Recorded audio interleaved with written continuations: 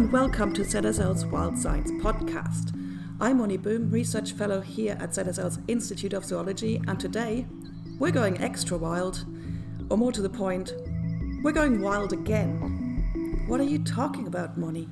Well, today we are going to talk about rewilding. So hello and welcome to ZSL's Rewild Science podcast. Now, rewilding has the potential, as far as I understand, to turn our traditional way of thinking about conservation on its head. In a way, rewilding is more about ensuring ecological resilience of ecosystems now and into the future, as opposed to the more traditional view of restoring ecosystems to what they were. Given that our climate is changing fast, ecosystem restoration to former states may no longer be feasible. So we should design and manage ecosystems fit for our future in a changing climate. But are there not potential ecological risks?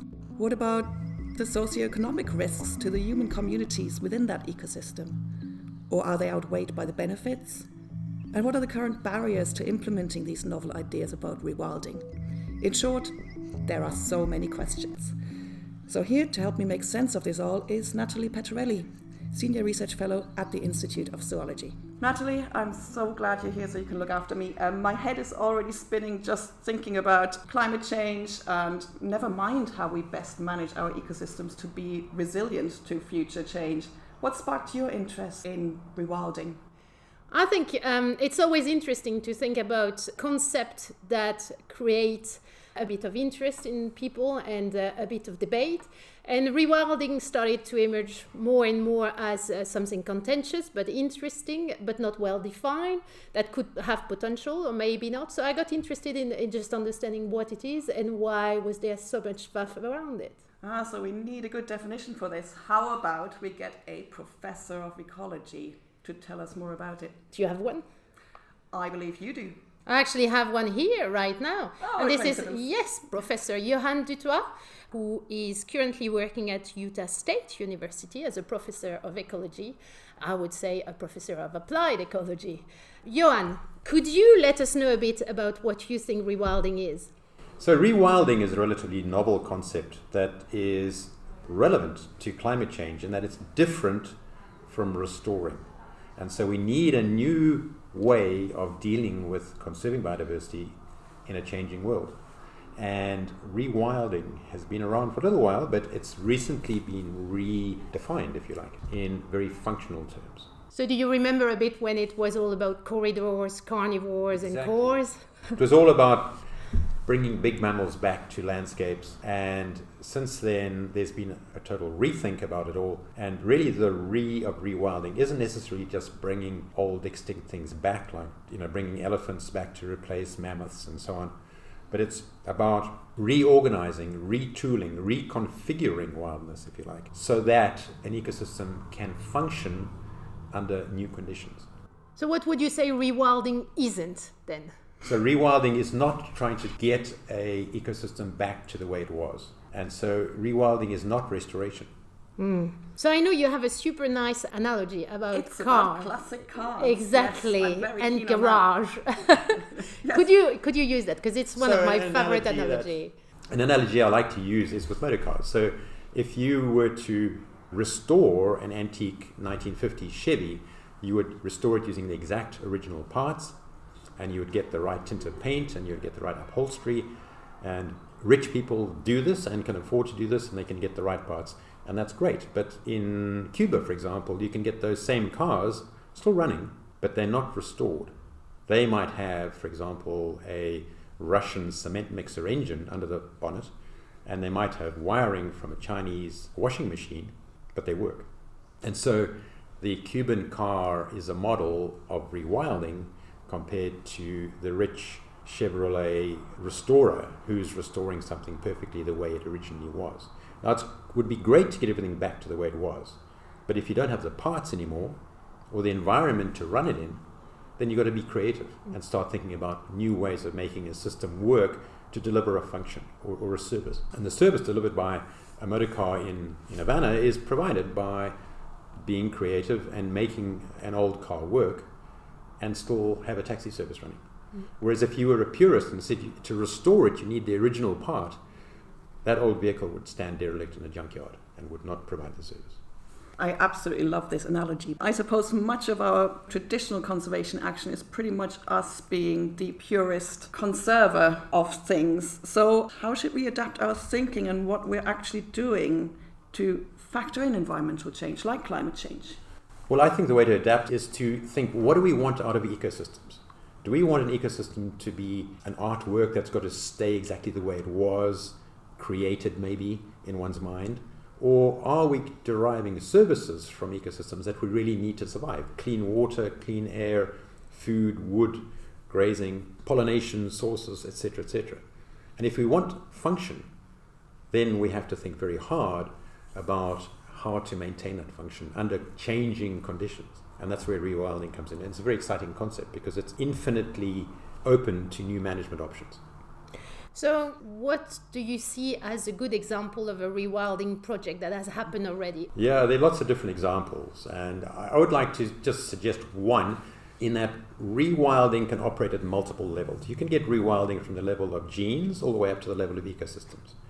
And a classic example that's been talked about a lot is in the Florida Everglades, where the Florida panther is a subspecies of puma, which has gone through a very problematic phase of small population size, leading to genetic inbreeding. And then an exercise called the genetic rescue of the Florida panther involved bringing in genes from Texas cougars and bringing those into the population in the Everglades. Now, those genes don't come from there. They're being brought in from the outside to serve a particular purpose, which is to reinvigorate the gene pool. And so that is rewilding, not restoring, because that's not an original part, if you like, of the ecosystem. And so now the Florida panther population in the Florida Everglades has got genetic diversity, they're functioning well, they're breeding well. In time, however, they're going to run out again of genetic diversity because the population is still small and there's less habitat. And with climate change, the Florida swamps are becoming more and more inundated by seawater. What do? Do we now keep on bringing in more and more pumas from West Texas, which are adapted for open, dry rangeland, and put them in the Florida swamps? Or do we think, hang on, why don't we bring jaguars in from just across the Gulf of Mexico, from the Yucatan Peninsula, and then we'll already have a good top predator to control the white-tailed deer in the Everglades. So that's an example of thinking along the lines of rewilding from a very functional point of view, which will make the traditional conservationists scream with horror, because it means bringing in components of a system that were not originally there. I quite like the overlap there, because I suppose the first bit that you talked about with bringing in genetic stock from elsewhere, that's something that we already sort of do in many conservation projects, but I suppose we never really think of it as rewilding. We just go like, oh, that's our conservation, right? Yeah. That's kind of like, part of it if you look at the genetic level. Well, absolutely. So it's just a matter of which level of biological organization you work at. So I've got a very specific rewilding question that's been playing on my mind for a very long time. If I remember this correctly, and please correct me if I'm completely wrong, with the whole rewilding debate in Europe, there was at least at some point talk about the kind of ecosystem we're trying to aim for with our rewilding activities. Is it forest or is it grassland? I could have dreamt it. I sometimes have really bizarre dreams. So are these the kind of questions that we should be asking ourselves? And do these kind of questions actually take changing climate or changing environmental conditions into account? Or is it more just a debate for the sake of debating? Well, that's an interesting question. And it highlights, I think, the difference between rewilding and restoring. The notion of trying to restore a sort of Neolithic, late Pleistocene landscape in Europe is really restoring, in that there's some benchmark conditions that the managers, for some reason, want to go back to. Somehow or another, in common usage, that activity has been connected with rewilding. But in fact, the connection is made because it means just bringing some wildness back to a place. Rewilding means making the place wild again, and wild means pretty unpredictable. And wild systems adapt continuously to their environmental changes and disturbances. And you can't predict exactly what's going to happen with rewilding because it's wild. So the question that I always wonder, I mean, I have my own answer to this, but what about you? Why do you think rewilding, which to me makes a lot of sense, is so controversial? I think it's because there's a classic affinity with conservation in a purist sense, in that we need to get things back the way that nature with a capital N made them. Whereas rewilding is basically saying, let all these organisms adapt to one another and the environment, and let's let true wildness happen. And that's scary because it's unpredictable. You don't quite know what's going to happen. And that's a true definition of wildness. If something is wild, you can't control it, and you don't know what's going to happen. A bit like my children. Exactly. Yes. But I mean, if society wants a landscape to be wild, then you can't say it's got to be like this or like that, because then it won't be wild, will it? So what is your answer to that question, Natalie? Why is it so controversial? Yeah. I think because everybody thinks that they know what the wild is. And I think we all differ in how we relate to nature, what we see as wild and what we value in nature. And I think that's one of the things that is interesting with the rewilding, is that it's not just about concept that we think we all share, it's also about human experiences. And there is a certain clash of value that we sometimes experience when we have those discussions. I suppose that's where the original concept that you talked about with the cores and carnivores stemmed from, because I suppose that was driven by people wanting to restore carnivores. Yeah, species orientated, big landscape. It was one vision, but there are different visions. So one thing that is quite funny with rewilding is that if you say, if I bring back bees in the cities, is that rewilding? And some people will, oh, no. And some people are, yes, definitely, rewilding project. So even into the classification of rewilding project, you see a huge variability, which mostly is underpinned by values. You do know me, I'm all for rewilding with invertebrates.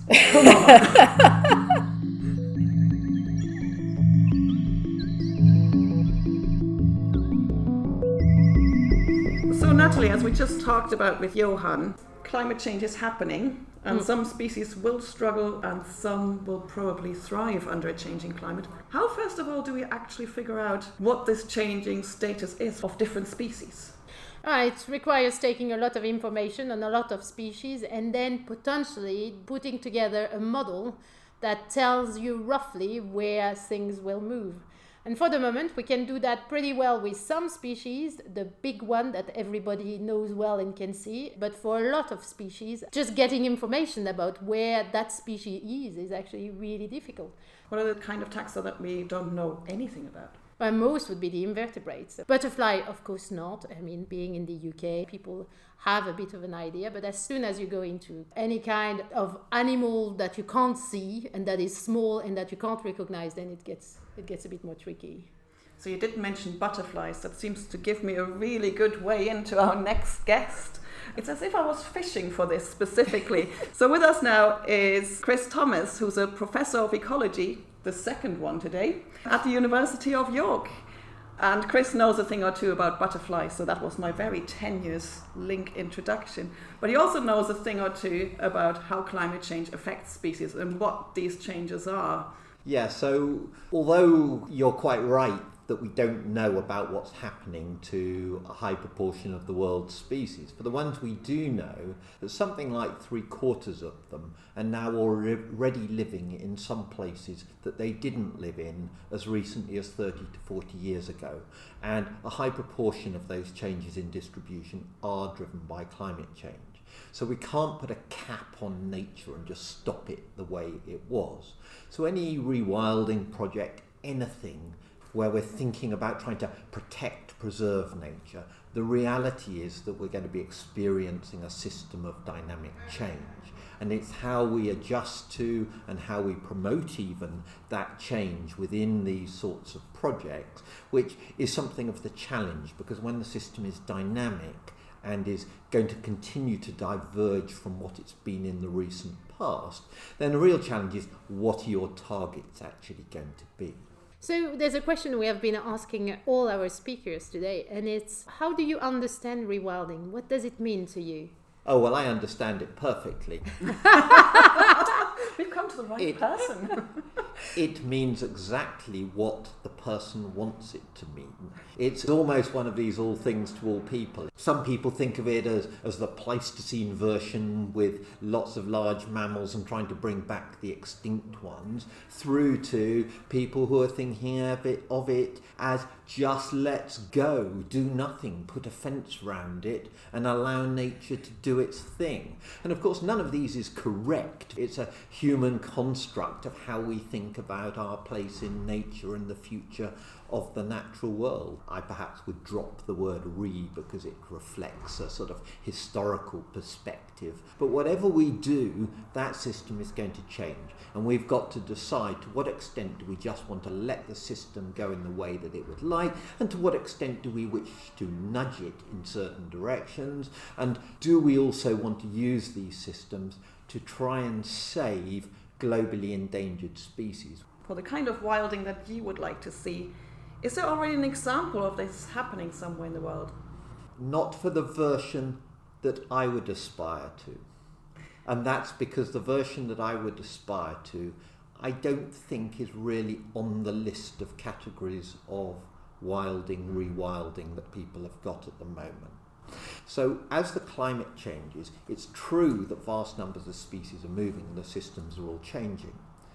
But the bulk of those species which are globally endangered by climate change, and indeed many of the species that are globally endangered by other processes, actually can't move themselves to the places where the climate's going to be best.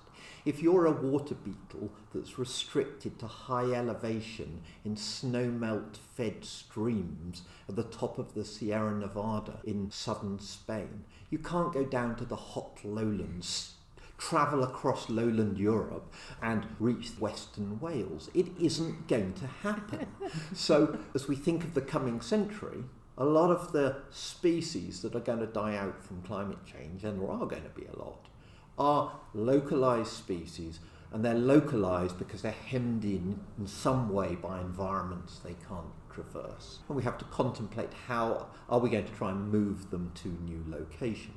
I like the idea of trying to meld the concept of assisted colonisation, which is the term that's often used to describe the transport of species to try and save them from climate change, with rewilding projects, because rewilding projects are not going to be the same as future. They're often departures from the historic management of landscapes. For me, it would just be fantastic if these places could also be recipient location for some of these climate change refugees.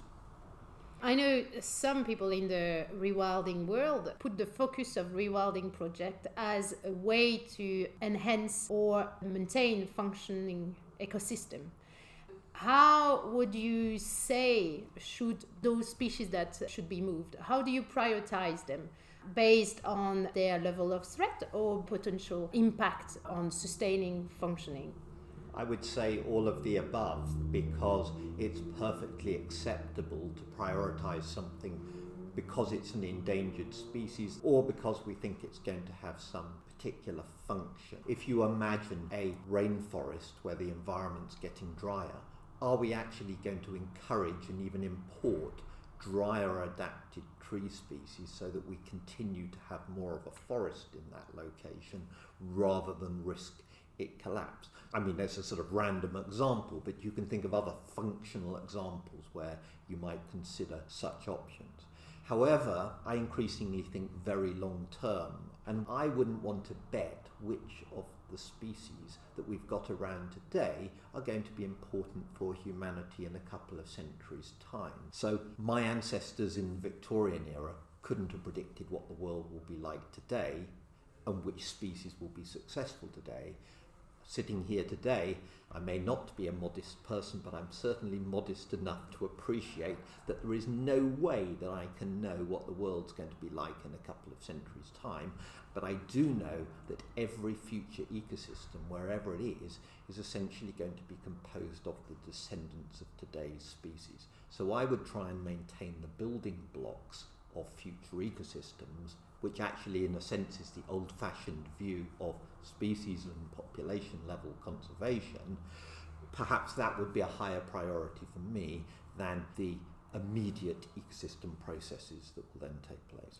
It's a bit of a precautionary principle based on maintaining as much diversity as possible. But that has to face the reality that it's very difficult to do everything. Absolutely. But the real challenge is people and politics, because if you take 17% of the land surface as the HE target and you were to distribute that to try and maximise the amount of biodiversity in it, and then combine it with analyses of climate change tracks that would enable species to move around, then a relatively modest proportion of the land surface can actually support a high proportion of species level diversity. IT target and 17%. For the benefit of our listeners, what does... Well, you guys can describe it better than me, perhaps, but... We'll let the professor do that. Absolutely.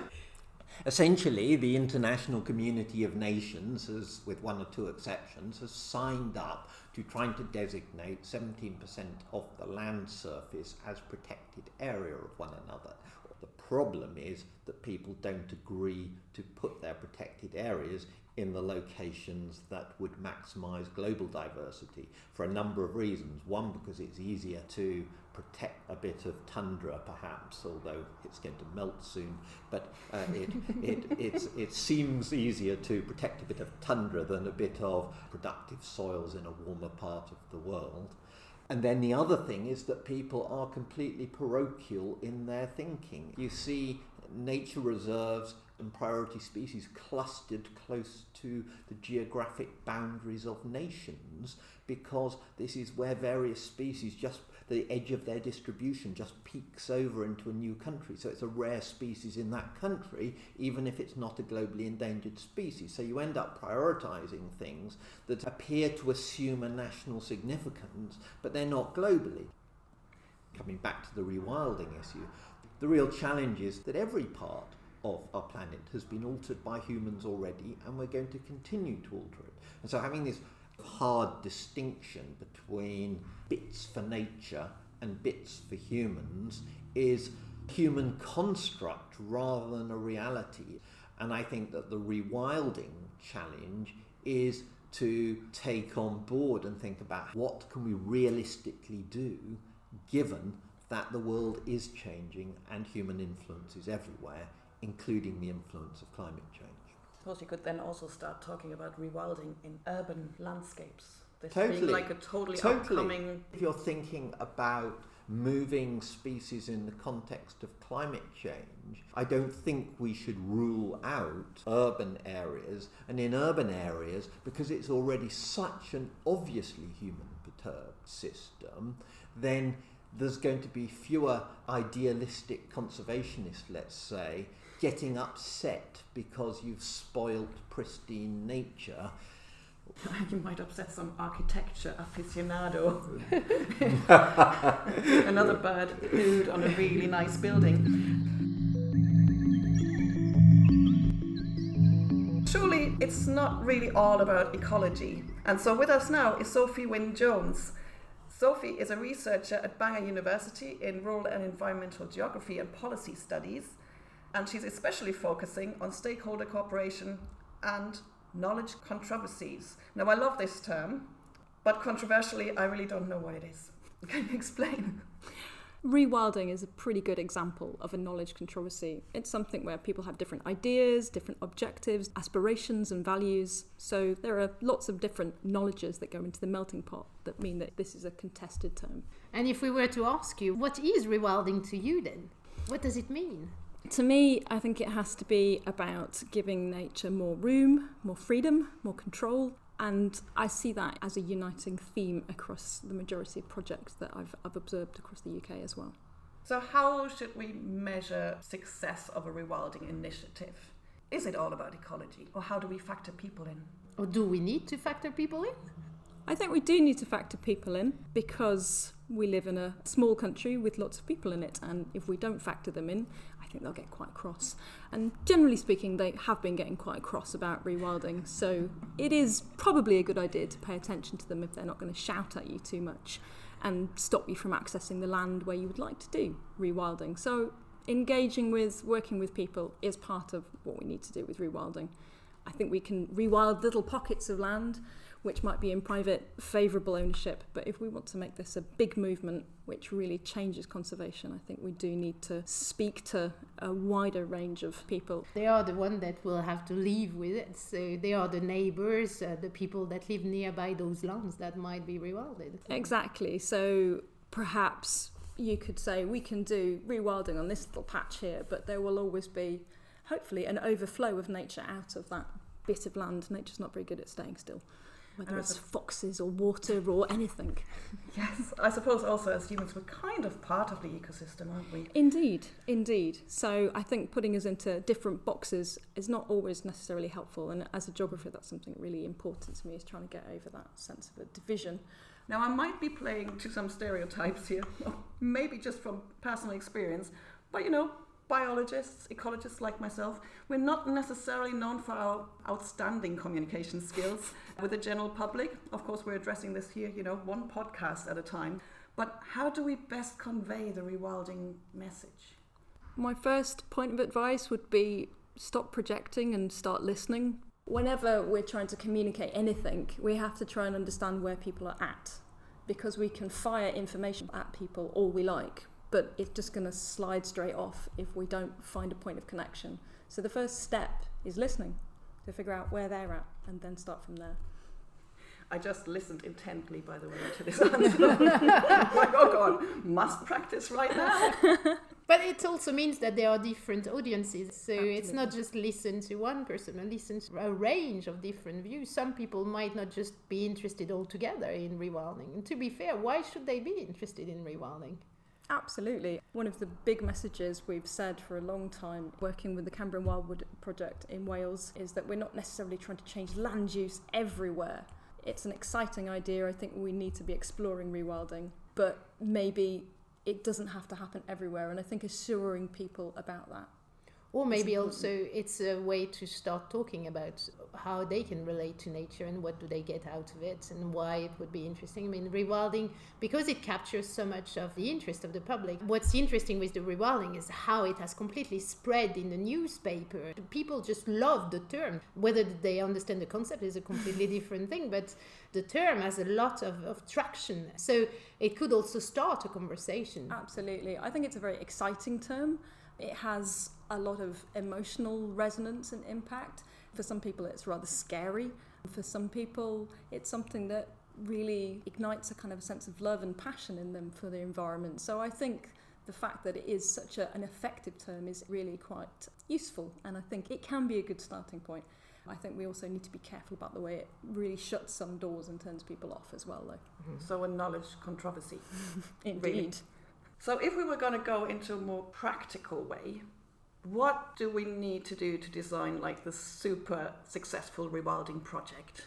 Well, I'm probably going to be annoying here and say that we shouldn't be looking for a fixed blueprint in the same way that we need to be thinking about ecological adaptability, because we're looking at moving forwards. This is about future nature. It's not about going backwards, trying to restore things. So we need to respond to ecological system changes and things that we're not expecting. It's the same in terms of people. We need to be adaptive. There isn't a blueprint. If you go in with a blueprint, people will probably throw it back in your face. So rule number one, be incredibly flexible. Listen, be flexible, and try to care. What are your direct experiences with rewilding projects and public perception? Have you worked on projects where there was a particular controversy? Yes, I've spent a lot of time getting shouted at, but also having very productive conversations as well. I think most of my direct experience comes from working with the Cambrian Wildwood project in Wales, and for my sins I end up speaking to a lot of the neighbouring farmers and different farming stakeholders because my research background is in that side of things. So, and again, I think a lot of the time it is about listening and trying to overcome barriers. People like shouting at you on social media, and then when you meet them face to face, you can normally find something in common. So it's trying to take the heat out of things a little bit sometimes, and sometimes acknowledging that you will not agree about certain things, and maybe you just need to work out how to be good neighbours. Conflict management, controversial. We can try and be reasonable, we might not agree that we need to deal with species in this way or we want more wild woodlands, but we can actually respect each other as people that have to live in close proximity. And I think that's why it's quite important when we think about rewilding as locally embedded community projects, because it is about people living alongside. Whereas I think if a rewilding project feels like something that's kind of being imposed from a distance, a lot of the farmers I work with in Wales joke that lynx reintroductions would be fantastic in Surrey. And perhaps they might be right.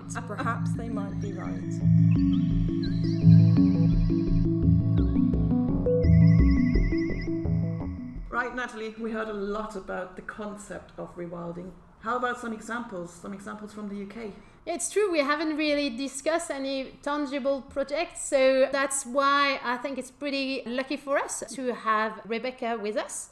Another coincidence. Yes, so Rebecca Wrigley is the Chief Executive of Rewilding Britain, and she knows a lot about what's happening in the UK on the rewilding front.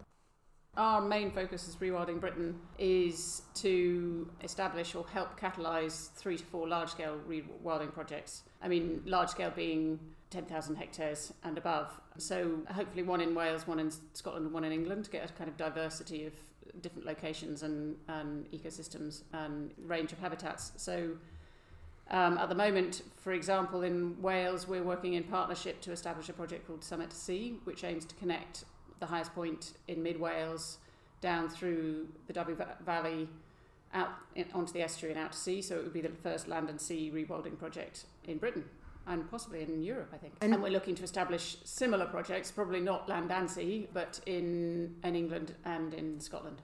So whenever people talk about rewilding in the UK, there's always at some point the mention of a beaver or a lynx. Can you tell us a bit more about what kind of species do you tend to I mean, it depends on the locality, and it depends what's locally appropriate and locally acceptable. So we wouldn't advocate reintroduction of species where there wasn't local support. And where it didn't make sense locally, both ecologically but also possibly economically.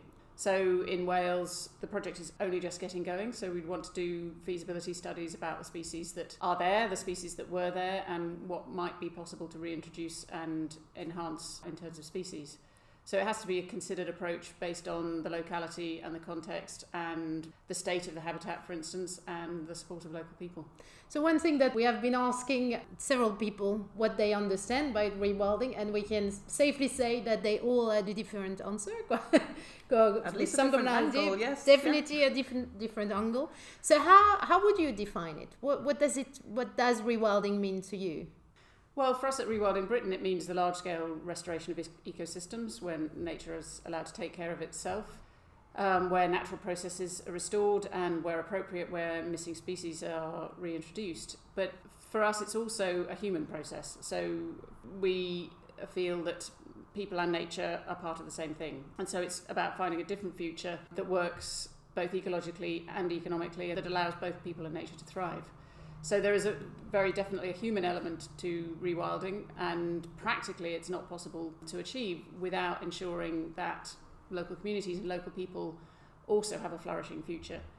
So for us it's about connecting with communities, about those communities playing an integral part in developing projects, about ensuring that they benefit and that help create nature-based economies that provide a more resilient, diverse future for those areas that currently are facing a pretty difficult future. And in addition to the economic side, it's about the enchantment of nature and health and well-being, and providing an opportunity for people to experience nature in a way that currently isn't possible in Britain. So what are some of these nature-based economies and the projects that are put in place, the ways that people can derive benefits from this rewilding project? Well, it's about taking a coordinated approach, so coming to a common agreement about how the land is managed and how its natural assets are managed. In a lot of areas like the uplands of Britain, it's going to be increasingly difficult for individual land owners to make a living off the land. But by coming together, they can take an integrated approach to farming and fishing and forestry across a large area and use collective bargaining power, and also establish iconic destinations that could be a combination of, say, some forms of subsidy. So it's looking like those are going to be orientated more towards public goods rather than simply production, but also high nature value forms of production, both wild forage products, but also some forms of livestock production, and then also tourism, ecotourism or nature-based tourism. So it's an opportunity for areas, for example, like the uplands, where many communities are now 80 to 90% subsidies, to diversify over the long term. So we can provide a different future for the land and its people and allow both to flourish. So you must have seen a diversity of rewilding ideas and projects. You've been having different experience. Can you tell us what's your favorite rewilding experience? A story to share about what you've seen, what you've experienced, and how positive it was. The ones that have most impact, I think, aren't necessarily the ones in big rewilding projects. It's just those connecting to nature things. I remember as a child going down the bottom of the garden and I heard a rustle and this deer just jumped and it was staring at me for 3 or 4 seconds, looking at me like, ooh, and I was looking at it. And it was just a moment of connection. So it's about finding that for people. It's about finding ecological connection. It's about the enchantment. It's about finding economic connection as well, and also social and cultural connection. So for me, it's about connectivity.